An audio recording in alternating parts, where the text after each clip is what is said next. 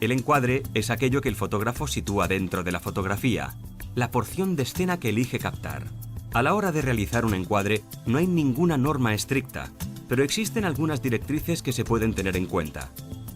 En toda escena suele existir un motivo, que es aquello que deseamos destacar, el centro de interés. Y un fondo, que es aquello que rodea, decora o da sentido al motivo. Para resaltar el motivo, el fotógrafo debe llenar el encuadre con él, esto es, hacer que ese sea el objeto principal en la escena. La línea del horizonte suele ser una referencia visual clave para el ser humano. Normalmente esta debe mantenerse recta, horizontal. La percepción de una línea del horizonte inclinada suele llamar la atención y si no está justificada, da al espectador la sensación de que los objetos se vayan a caer hacia un lado. Otro factor comunicativo importante en fotografía es la elección del tipo de encuadre, que puede ser horizontal, vertical o inclinado. Cada uno de ellos transmite sensaciones diferentes. El encuadre horizontal sugiere quietud, tranquilidad, y suele utilizarse normalmente para paisajes y para fotografías de grupo. El encuadre vertical sugiere fuerza, firmeza, y es el más apropiado normalmente para retratos, entre otras cosas porque los seres humanos somos más altos que anchos. El encuadre inclinado transmite dinamismo y fuerza, y suele utilizarse como recurso ocasional para resaltar estas cualidades en el motivo de la fotografía. Componer es colocar los elementos en el marco y decidir qué destacar. No existen reglas rígidas respecto a la composición. No obstante, es importante que el fotógrafo conozca algunos recursos cuya eficacia está demostrada y que pueden ser de utilidad para resaltar el motivo o transmitir distintas sensaciones. Un aspecto muy importante a considerar a la hora de componer la fotografía es el formato más adecuado para su presentación. El formato horizontal es el más utilizado para los paisajes y para las fotografías de grupo. Por su parte, el formato vertical suele resultar más adecuado para los retratos, pudiendo obtenerse mayor fuerza al llenar prácticamente el encuadre con el rostro del retratado. Siempre hay que probar los dos puntos de vista antes de hacer la foto y ante la duda, disparar con los dos formatos.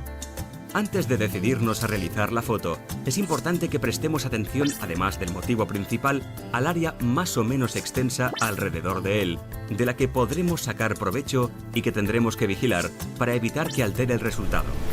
El fondo puede ayudarnos, por ejemplo, a que la fotografía resulte más impactante. O puede jugarnos malas pasadas si se nos cuela algún detalle que estropee el instante o lugar que queremos plasmar. El uso adecuado de la profundidad de campo y de los distintos objetivos nos proporcionará múltiples posibilidades en este terreno.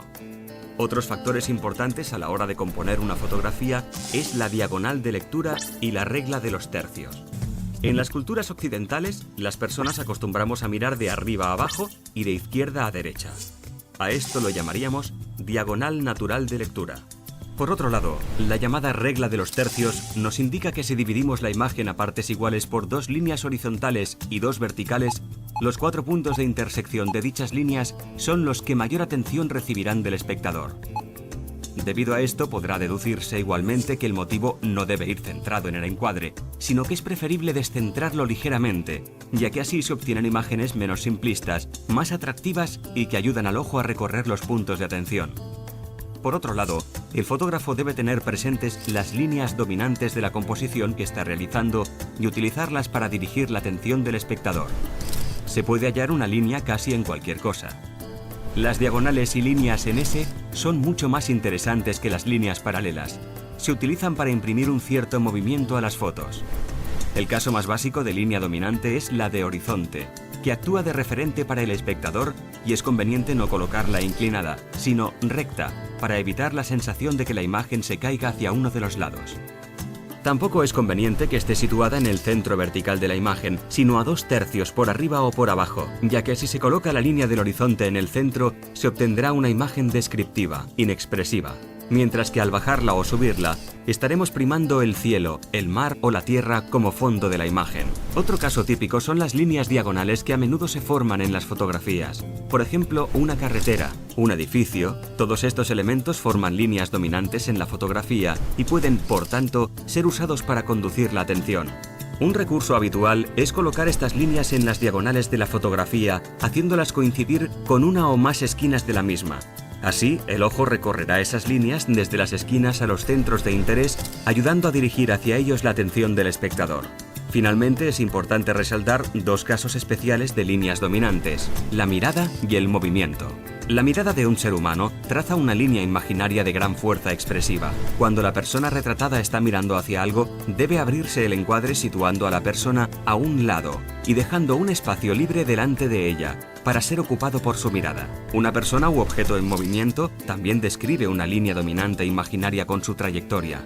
Cuando el motivo esté entrando en la escena, es conveniente abrir el encuadre nuevamente y dejarle un espacio libre delante para el efecto de movimiento. El enfoque es otro de los elementos fundamentales para dirigir la atención del espectador y resaltar los motivos de nuestras composiciones. El anillo de enfoque de la cámara fotográfica nos permite enfocar a distintas distancias y, controlando la apertura del diafragma y el tiempo de exposición del obturador, podemos conseguir mayor o menor profundidad de campo en la imagen y también enfoques selectivos.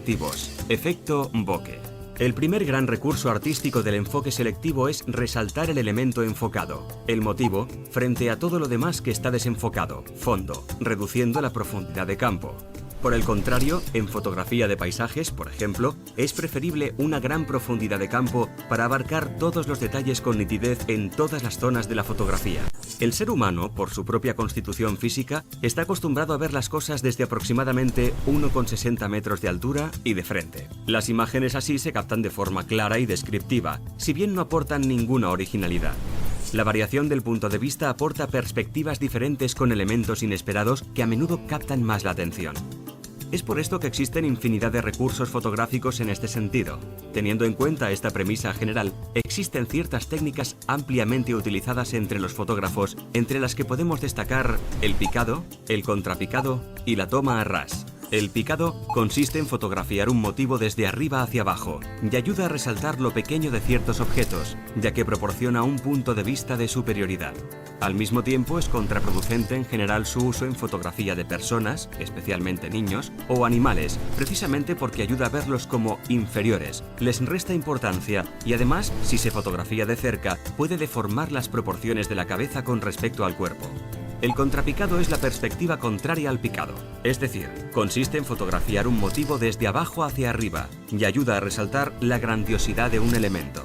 Se suele utilizar para fotografiar edificios o monumentos y también deforma la perspectiva, acentuándose este efecto cuanto más cerca se esté del motivo.